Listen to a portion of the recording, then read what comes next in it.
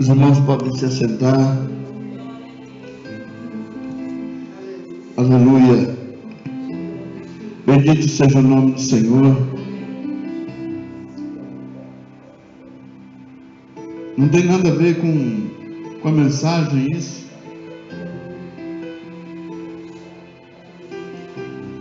Mas por que andamos com pessoas? Por que queremos estar com pessoas? E por que muitas vezes temos a facilidade de copiarmos o que elas fazem? E temos dificuldade de copiar o que o crente faz. Por que a gente consegue ir numa festa e pegar os... Você está no meio daquela festa, eu vou dar um exemplo. Uma vez eu fui na festa de casamento, era casamento de crente, mas só que quem estava cuidando do som não era crente. Ele colocou samba, e todos os crentes durinho da parte da cintura para cima, todo mundo sentado durinho. E de repente, a Lídia era bebê ainda, pequenininha, aí caiu a chupeta dela, eu abaixei para pegar. Quando abaixo, embaixo da mesa, estavam todos os pezinhos dos crentes, tudo assim já. Estava tudo querendo levantar do lugar e já sambar. Porque às vezes nós não conseguimos seguir os exemplos daquilo que está dentro da casa do Senhor, mas as coisas do mundo a gente se corrompe facilmente. E elas nos levam com muita facilidade. Eu acredito assim que se a gente pegar, olha que coisa interessante. Se você pegar uma galinha e criar ela junto da águia, no ninho da águia, quando ela for tentar voar, ela não vai conseguir voar como uma águia. Porque ela é o quê? Ela é uma galinha. E o peso do seu corpo vai fazer com que ela caia. Ela vai cair do penhasco. E a gente observa que a águia ela faz o seu ninho nos lugares altos, bem altos. Então para quê? Para que a raposa não venha comer os ovos da águia. Então ela faz todo esse exercício. E quando o filhote da águia nasce, depois dele treinado, ela solta ele para ele voar e ele voa. Mas a galinha, se soltar, ela vai despencar lá embaixo, já era. Se você fizer o inverso e colocar a águia para conviver com a galinha dentro de como é que chama mesmo? Do galinheiro, ela vai ficar limitada àquele espaço. Então ela vai sempre voar, só que o voo da águia é metros para cima, muitos metros para cima, muito alto. E de lá de cima ela consegue ver. Agora você imagina só a águia voando dentro do galinheiro. A única coisa que ela vai conseguir enxergar são as galinhas. Às vezes ela vai conseguir enxergar o perigo ali, mas ela vai estar sempre limitada. Então a águia vai se limitar por causa da galinha. Então a galinha não vai exercer a sua função no ninho da águia, e nem a águia vai exercer a sua função no galinheiro. Cada um vai ter que ter o seu espaço.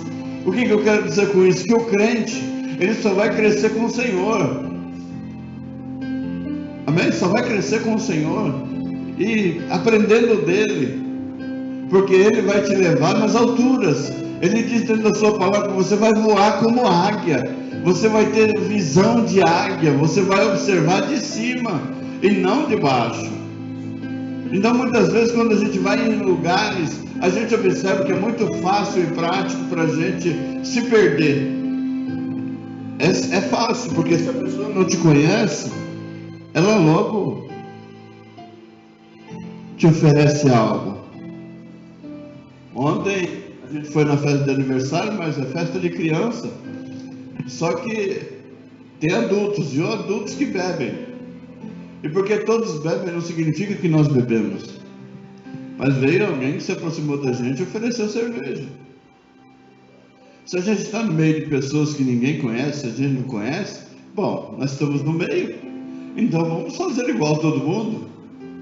Mas nós não somos igual a todo mundo, nós somos diferentes. Aí depois que a pessoa ofereceu, que ela perguntou, vocês são evangélicos, né? Mas ela sabia. Quer dizer, eu vou oferecer, quem sabe? Porque eu ouço dizer que tem pastores que bebem. Eu ouço dizer que tem crente que, mesmo sendo crente, uma cervejinha não faz mal para ninguém. Ela faz até bem, diz que é diurético, diz que ajuda na circulação do sangue. Isso é conversa fiada, né? É conversa de bêbado para bêbado. É de conversa de bêbado para bêbado, né? Aí depois você vê com essa conversa. Então, nós é que precisamos ser a diferença, porque nós aprendemos com Cristo. E se nós queremos ser santos, se a gente se aproxima de Cristo, é necessário que aquele que se aproxima dele, primeiro creia que ele existe, e depois seja tão santo quanto ele. Nós vamos conseguir? Não. Porém, nós vamos nos esforçar para isso.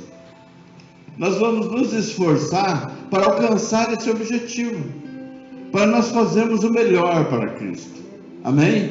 Então é necessário que as pessoas olhem para nós e vejam em nós uma referência, algo em nós que chame a atenção das pessoas, não aquilo que a gente faz de errado, mas aquilo que a gente faz de certo, porque aquilo que a gente faz de errado está sendo corrigido pelo Senhor, e aquilo que a gente faz de certo está sendo aperfeiçoado pelo Senhor, e bendito seja o nome do Senhor por isso. Amém? Agora uma pergunta: quem aqui gostaria que o inimigo morresse? Quem aqui tem o desejo, ou já desejou na sua vida, que alguém morresse? Quem aqui já desejou na sua vida? Por que essa praga não morre? Quem já não usou essa frase? A Vilma não. O filho dela já olhou para trás para ver para quem que... Olha lá, ficou preocupado. Será que ele já desejou? Até ele já, desse tamanho, você viu? Você viu como Deus é bom?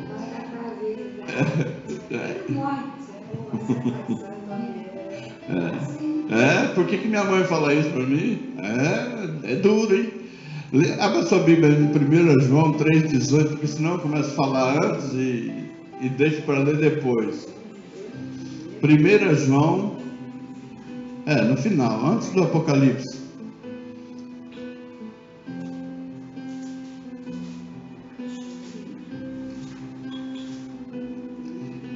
João 3,18. Gosto muito dessa palavra.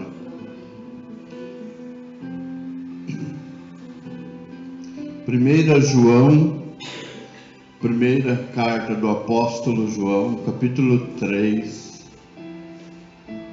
verso 18. E eu gostaria de dizer para você que amar não é muito fácil, não. Amém? A irmã Vilma já encontrou? Amém? Vamos ler aqui. Leia na versão como está na sua Bíblia. Amém? 1 João capítulo 3, verso 18. Está no 1 João? Ou está em João? Capítulo 3, verso 18. Amém? Achou? Então vamos lá, vamos ler todo mundo junto. Meus filhinhos, não amemos de palavra, nem de língua, mas por obra e em verdade. Amém? Vamos ler mais uma vez? Meus filhinhos, não amemos de palavra, nem de língua, mas por obra e em verdade. Amém? Quando a palavra de Deus chama a nossa atenção para amar, ela diz assim: amarás ao Senhor teu Deus com todo o teu coração, com toda a tua alma, com todo o teu entendimento, amém? Com tudo aquilo que você tem dentro de você, alma, entendimento, corpo, você ame a Deus. E amarás o teu próximo como a ti mesmo. Quando ele fala de amor, ele fala de renúncia. Ele fala de nós abandonarmos o nosso eu, o nosso ego, e observarmos a vida das pessoas e agirmos como ele agiria, o que não é muito fácil. Você vê como Jesus agiria. Tem um livro que eu até ganhei esse livro, não li ele ainda. O que faria Jesus? Em seus passos, o que faria Jesus? No meu lugar, o que Jesus faria? Amém? O que Jesus faria no seu lugar? Se ele fosse você, nas circunstâncias em que você se encontra, como você está? O que Jesus faria? Amém? Conseguiu achar? Não?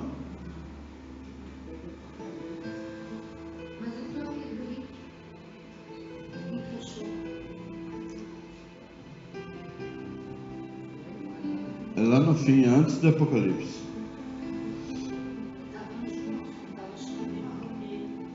Você estava no livro de João, no Evangelho, e tem a carta, que é antes do livro do Apocalipse. Amém? Glória a Deus. Amém? Agora está certo? Então tá bom. Então vamos lá. O nosso dicionário, quando fala de amor, ele fala que é o sentimento que predispõe alguém a sempre desejar o bem do outro, independente das circunstâncias. E quando eu falei assim, você já desejou a morte de alguém? Nós levantamos a mão dizendo que sim. Um dia nós já desejamos a morte de alguém. E com que vontade, com que ânsia a gente fez isso. Só que o Senhor ministrou uma palavra no meu coração, que eu olhei assim, eu falei, meu Deus do céu, né? Quem quer ver a pessoa, o inimigo morto, ele vai precisar ganhar ele para Jesus. Eu estou segurando o segredo. Porque você vai precisar ganhar ele para Jesus, para que Jesus mate ele. Porque a palavra de Deus em Ezequiel 33:11 diz que Deus não tem prazer na morte do ímpio e daquele que pratica a iniquidade. Amém? Deus não tem prazer na morte do ímpio.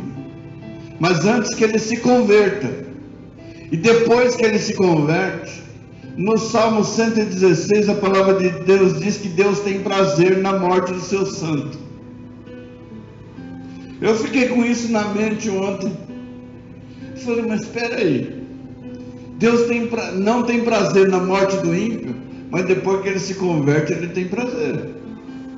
Então, se nós quisermos que o nosso inimigo, o nosso adversário morra, nós vamos ter que pregar o evangelho para ele, para que Deus tenha prazer na morte dele. Deu para entender? Para que Deus tenha o prazer de levar alguém, é necessário que alguém fale do amor de Cristo para ele, porque se você não fizer isso, Deus não vai ver prazer nenhum nisso. Mas antes que ele se converta, mas antes que ele aceite a Jesus. E quando nós falamos de prazer, daquilo que é prazeroso, daquilo que é gostoso, a palavra de Deus diz que o homem, há caminhos que para o homem parece perfeito, parecem direito, mas o final dele é a morte.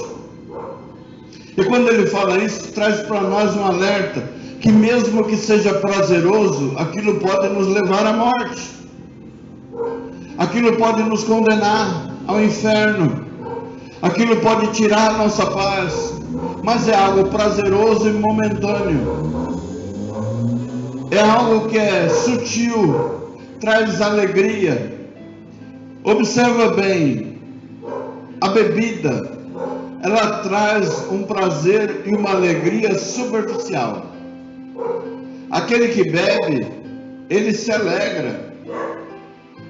Que coisa interessante, né? A pessoa bebe e se alegra. Mas há circunstâncias que aquela pessoa não pode beber. No livro de Provérbios, a palavra de Deus diz que uma mãe, a mãe de um rei, chamou a sua atenção, porque ele estava se embebedando na frente dos súditos.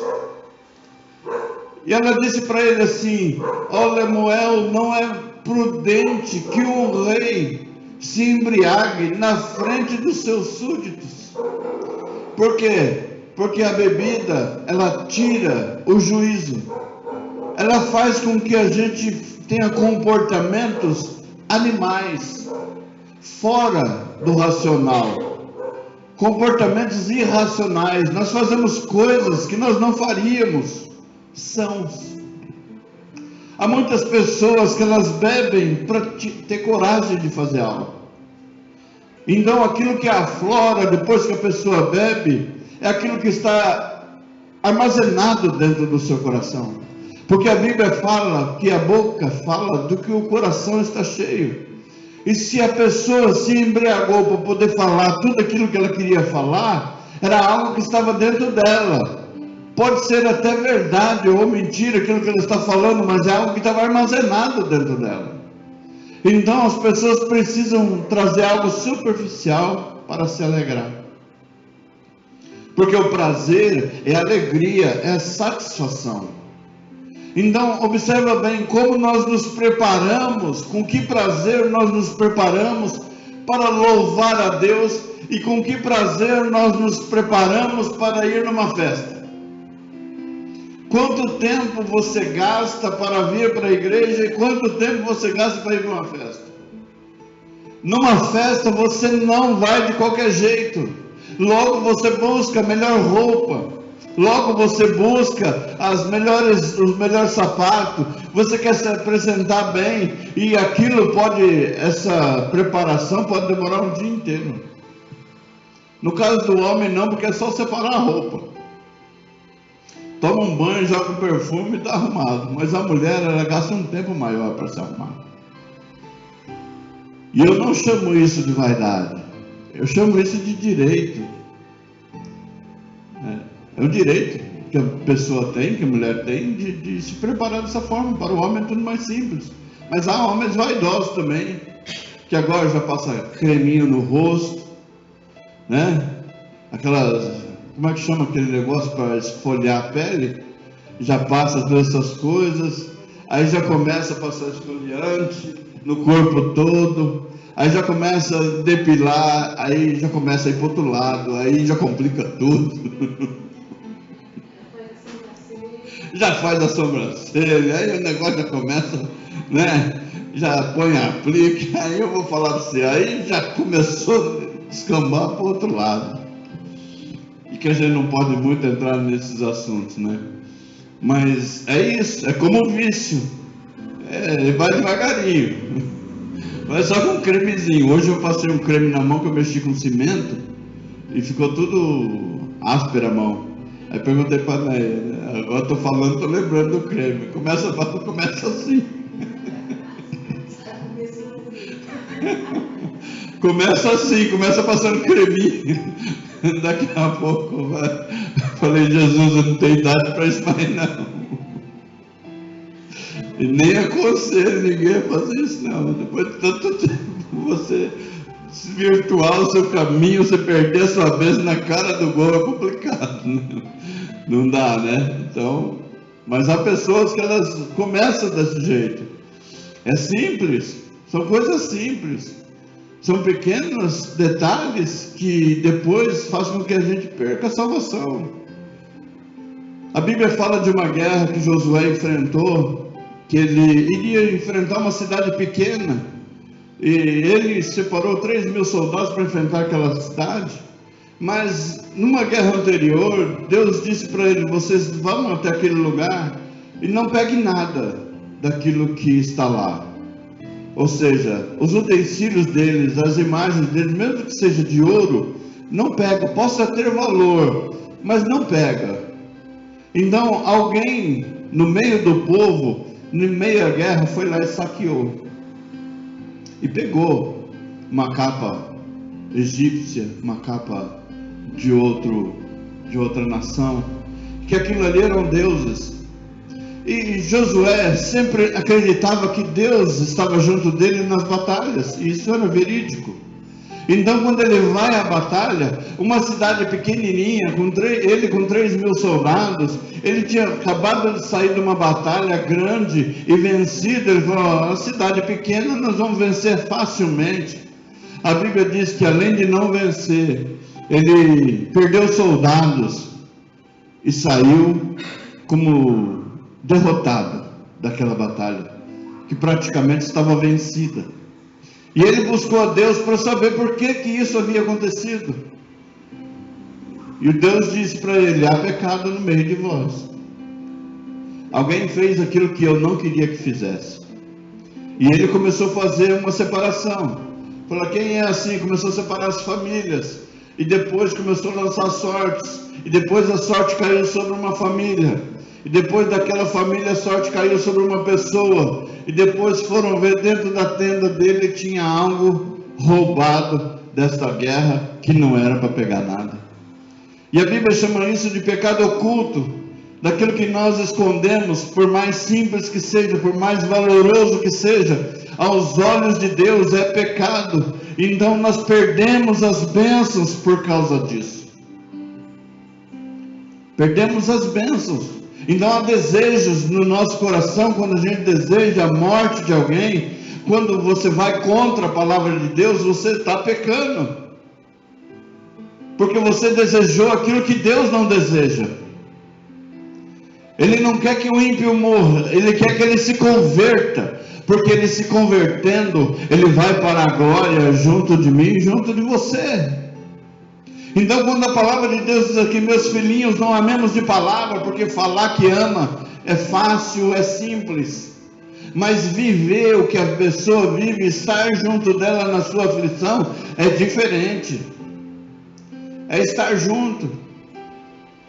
Ontem eu comentei com meu irmão, eu disse para ele assim: nós como crentes, nem como pastores, como crentes, a gente vive a luta dos outros. A gente vive a luta dos outros.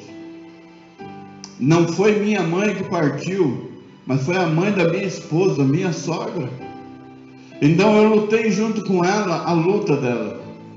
E quando chega na minha luta, que minha mãe estava internada ontem, eu ainda não sei se ela foi embora para casa. Quando chega na hora da nossa luta, a gente está cansado. De tanto lutar a luta dos outros, quando chega a nossa, a gente está exausto.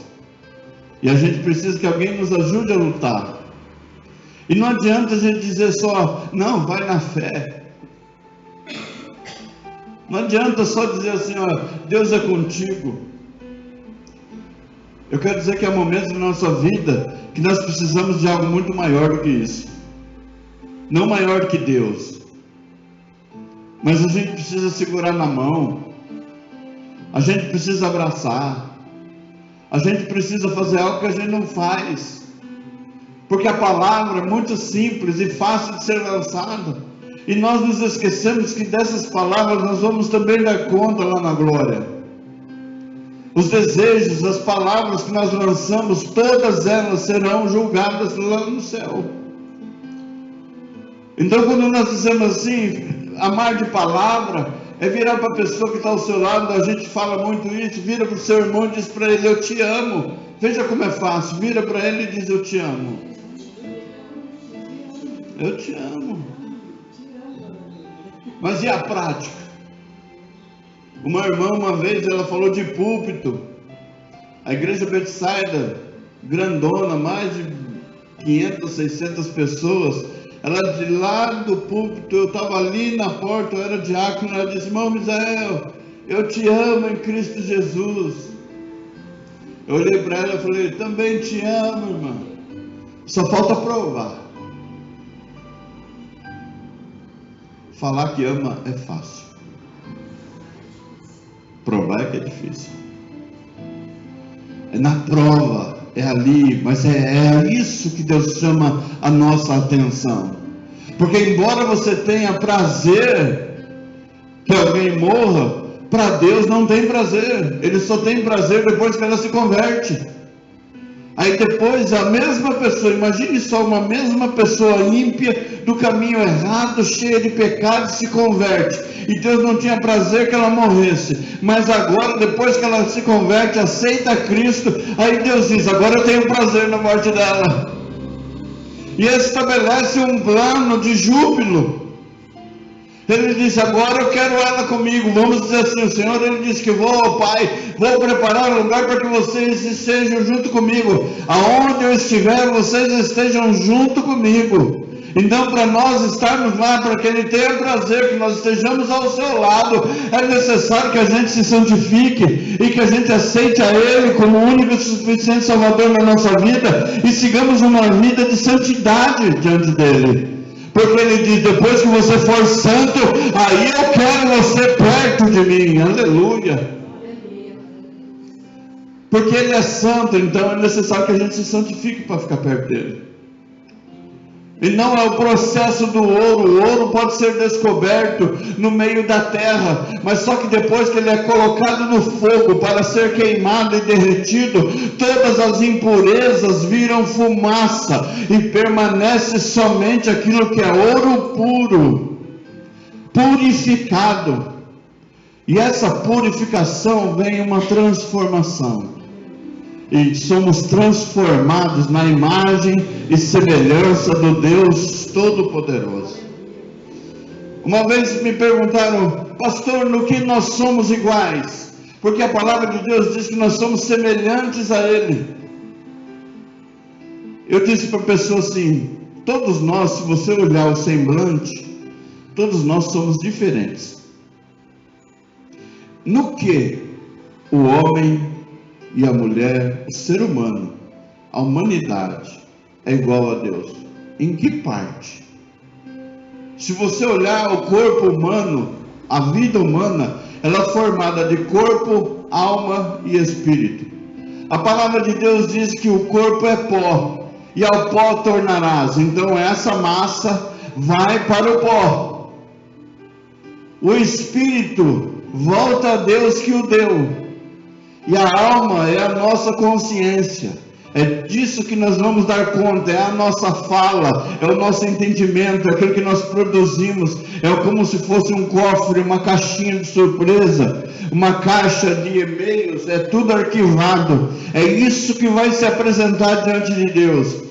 Depois que Jesus resgatar a sua igreja, nós ressuscitaremos e estaremos diante de Jesus, mas com o corpo glorificado, e ali será depositado o nosso entendimento, nossa alma, e quando nós chegarmos diante de Deus, nós vamos dar conta de tudo aquilo que praticamos. Então, no que somos iguais a Deus? A Bíblia diz que Deus é Espírito, e Ele busca tais que o adorem em espírito e em verdade. Então nós somos iguais a Deus no Espírito, louvado seja Deus.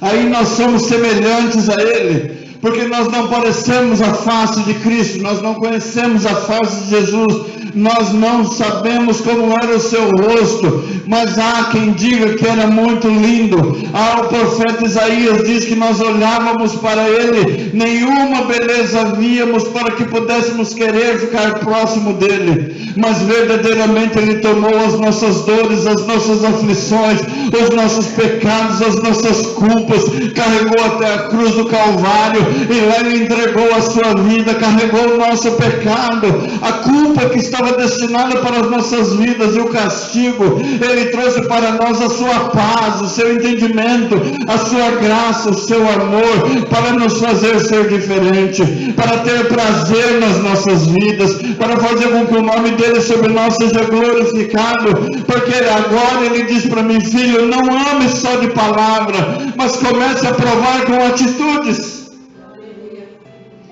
Faça como Jesus fez. Uma das circunstâncias mais difíceis que a gente observa, Jesus ele não foi agredido em nenhum momento durante o seu ministério, a não ser com palavras, mas fisicamente, só no final. Ele começa a ser, quando ele é preso no jardim do Getsemane, ali já acontece algo, há um embate entre Pedro e o soldado Malco. Pedro, a experiência que ele tinha era de pesca. E Jesus fez um convite para ele: Pedro, me segue que eu vou transformar você no pescador de homens. E quando Pedro começa a seguir a Jesus, ele continua sendo pescador de profissão. Então a habilidade dele era com água e era com peixe, não era com arma. Mas no momento que Jesus é apreendido ali pelos soldados romanos, quando Jesus é apanhado, a palavra de Deus diz que Pedro se revoltou e quis agir em defesa de Jesus. E no que ele age, a sua ira, ele era galileu, e o galileu ele tem por natureza a violência, a estupidez na palavra, na brutalidade, resolvo tudo na pancada. A sua natureza era essa, e Deus estava transformando. E a Bíblia fala que, acho que foi Augusto Cury que falou que João, que nós chamamos do apóstolo do amor, tinha um temperamento igual de Pedro. E a gente chama que ele era amoroso e Pedro não. Mas Pedro, ele toma do soldado romano a espada. E com a agilidade tremenda, porque da mesma maneira que ele saca a espada, ele mira na cabeça do soldado para já começar o serviço. Só que ele acertou a orelha, arrancou a orelha do soldado. E Jesus, no momento que ele estava sendo preso, ele tira a espada das mãos de Pedro e diz para Pedro: não é assim, Pedro.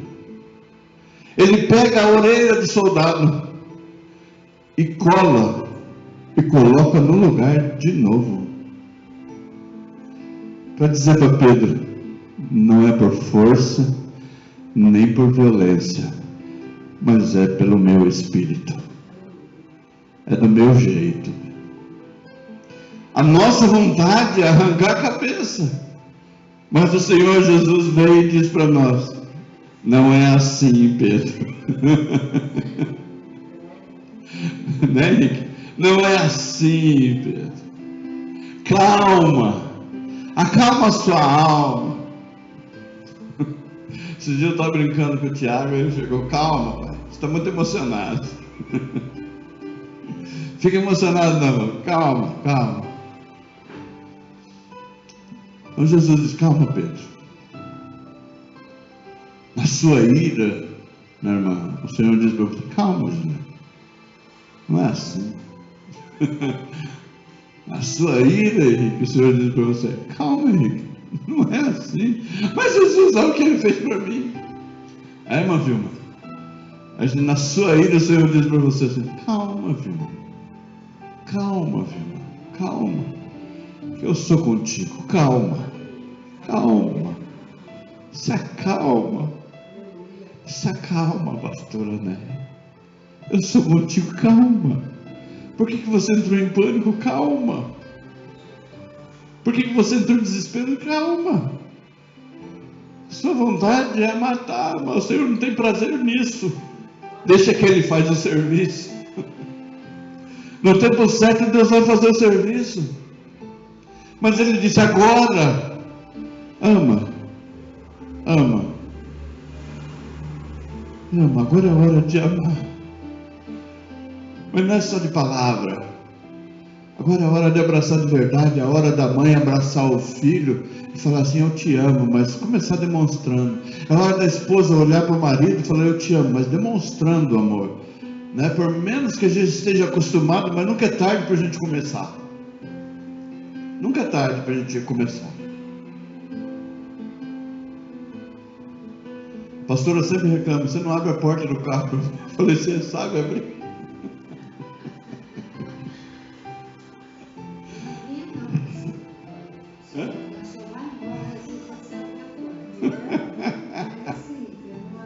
Aí vai ficar todo. Mas eu pego e abro para ela agora, por dentro. Não, já abro. Eu só. Não, não é assim não. Não sei fazer desse jeito não. Só abro para entrar, você consegue.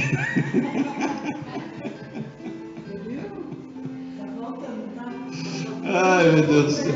É porque Isso é os dois lados. Veja o primeiro almoço que a mulher fez no primeiro dia de casamento. Agora veja como faz hoje. Então é os dois lados, não é um lado só não, tem dois lados aí. A questão da porta, a gente quando está namorando, né? Hein, querida? O casal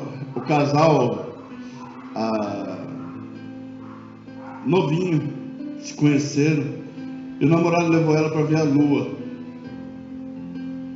E ele pegou interior, aquela coisa linda, maravilhosa, aquele céu estrelado. E ela perguntou: amor, o que é aquilo? É a lua, querido. A lua é assim, assim, assim, assim, assim. Aquela estrela, ali é o Cruzeiro do Sul, isso, aquilo, tá? Passa 30 anos de casado. Ele leva ela para o mesmo lugar. Aí ela olha assim e pergunta: amor, o que é aquilo? Você não está vendo que a lua, sua burra?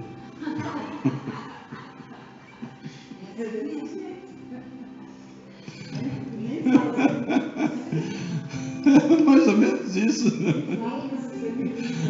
Mas quando você olha para Cristo, a gente vive com Cristo. Eu tenho 30 anos de crente. Jesus fala comigo hoje como ele falou há 30 anos atrás. Ele continua do mesmo jeito, o mesmo amor, o mesmo desejo de abençoar. A gente é que muda. A gente vinha para a igreja no primeiro amor, aquela vontade de vir. E hoje, será que eu vou? E Jesus continua do mesmo jeito. Nós é que fazemos diferente. Então amar é amar para sempre. O nosso Deus precisa ser o nosso Deus até o fim. E nós temos que ter prazer em estar junto dele. Porque é como um casal. Ninguém fica 30 anos juntos se não for por amor. Ninguém fica 40 anos se não for por amor. 50, 70. Eu vejo o pregador que tem lá, ele tem 70 anos de casado. Sangue de Jesus.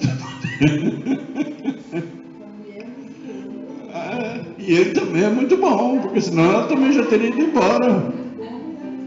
Eu olhei assim, aí ele falou: hoje eu tenho 87 anos, tenho 60 anos de ministério, tenho 70 anos de casado. Eu falei: onde vai parar isso, Jesus? Casou com 17 anos. E continua lá, ele está lá com 87 anos, cabelo branquinho, e a mesma vontade de adorar a Deus, e canta. E a voz nem gagueja, nem nada. Eu não entendo nada do que ele fala, mas é uma bênção. Está falando de Jesus, ele fala inglês, eu não entendo nada do que ele fala. Mas é uma bênção, eu olho assim, puxa vida. E quando eu ouço as mensagens dele lá da década de 80, eu falei: olha, um homem que lotava estádios para falar de Jesus. E hoje ele continua com o mesmo ânimo, com a mesma vontade. Então nós precisamos aprender com essas referências e seguirmos a Cristo com a mesma vontade. A gente chega aqui, nós só estamos em 3, 4, 5, agora eu estou brincando, está aumentando a fila. Porque o ano passado todo, era eu, a Vilma e a Neia, a Vilma e eu. Depois, na quarta-feira, era eu, a Neia, a Vilma, depois era a Neia, a Vilma e eu. Só 3. Então, quando eu cumprimentava no final, eu falava: cumprimento o seu irmão com a paz do Senhor, por gentileza, não esquece do pastor. Falava: pega a fila aí para me cumprimentar. Mas estava só nós 3. E agora eu estou brincando, está aumentando a fila. Está chegando mais um grupo de pessoas aí para ficar na fila aí para cumprimentar a gente. E agora a gente tem que amar. A gente aprender com os nossos erros, avaliar os nossos erros, aquilo que nós fizemos de certo, de errado, e corrigirmos a rota, encontrarmos com Cristo e seguir em frente. Mas chegar aqui com o mesmo prazer, a mesma vontade. Quanto tempo vocês acham que eu consigo ficar pregando para você?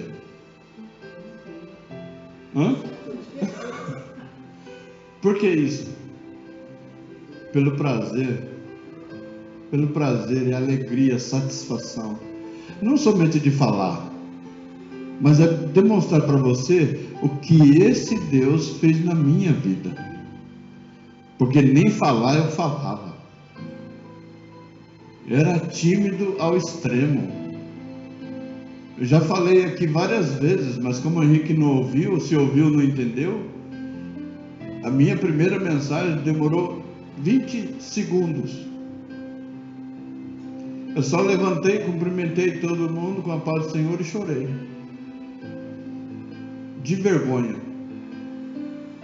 Sentei no banquinho assim, não queria que ninguém olhasse para minha cara. Uma vergonha imensa. Falei, nossa, nem isso eu consigo fazer. Eu sou inútil. Mas hoje eu sei que era o diabo trabalhando para que eu desistisse da carreira. Mas foi 20 segundos. E teve uma irmã lá em cima que eu desafiei ela, e ela, quando eu falei isso, ela falou, pastor, pode deixar que eu vou pregar mais do que o senhor.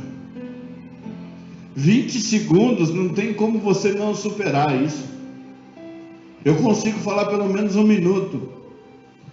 Não foi para pregar. Não conseguiu bater meu recorde de 20 segundos. Eu falei para ela assim no domingo, falei, então, quarta-feira que vem está remarcado. Não conseguiu ir de novo. Falei, tá vendo? Não é simples você bater 20 segundos. Amém? Então nós precisamos entender aquilo que Deus está fazendo. Para Pedro ele disse, não é assim, Pedro. E para nós, Giovanici, hoje ele está dizendo, não é assim, Giovanici. Não é assim, Gislene. Poxa vida. Agora você imagina a Gislene ao longo da semana, trazendo isso na memória, quando ela for falar alguma coisa, Deus ministrando no coração. Não é assim, Gislene. Já? Não é assim, Gislene. Chega no pastor, não é assim, né? Não é assim. Não é assim, Vilma. Não é assim, Michel, que se faz. Esses dias eu estava no trânsito e alguém fez um absurdo. O cara com seta dando para a esquerda e o motoqueiro veio. Aí eu olhei assim e falei, você não está vendo, seu Zé Ruela? Que a seta está ligada e o camarada vai entrar, você não pode prestar atenção nisso? Aí o Senhor falou, não é assim, Zé. Não é assim. Não é assim, vigia.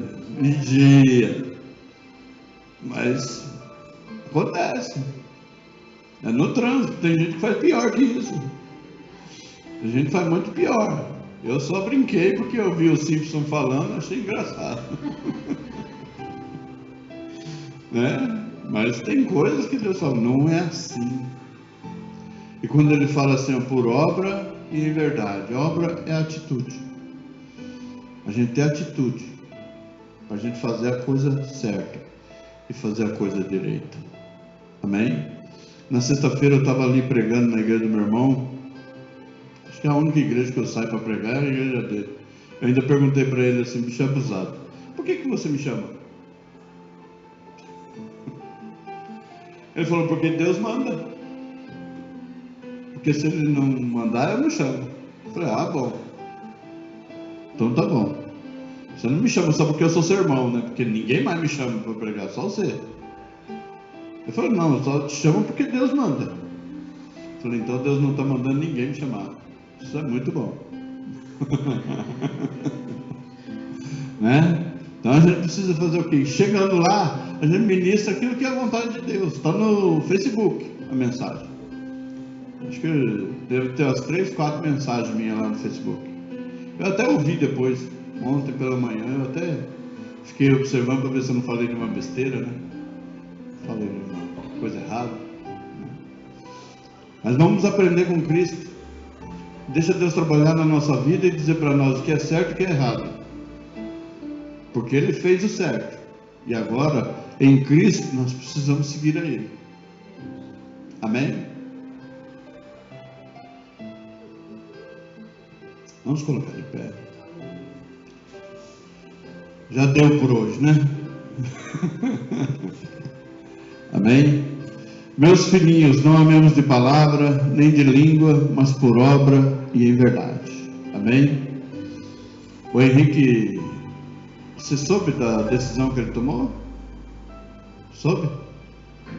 Ele contou para você? Quem? A Vilma? E o que você achou? Muito bom. Eu também. Nós ficamos muito felizes. E agora tem o, vamos dizer assim, isso, agora vamos para os trâmites legais. O que significa isso? Significa que primeiro que você convidou o Espírito Santo de Deus para fazer parte da sua vida, da sua história. Isso é maravilhoso.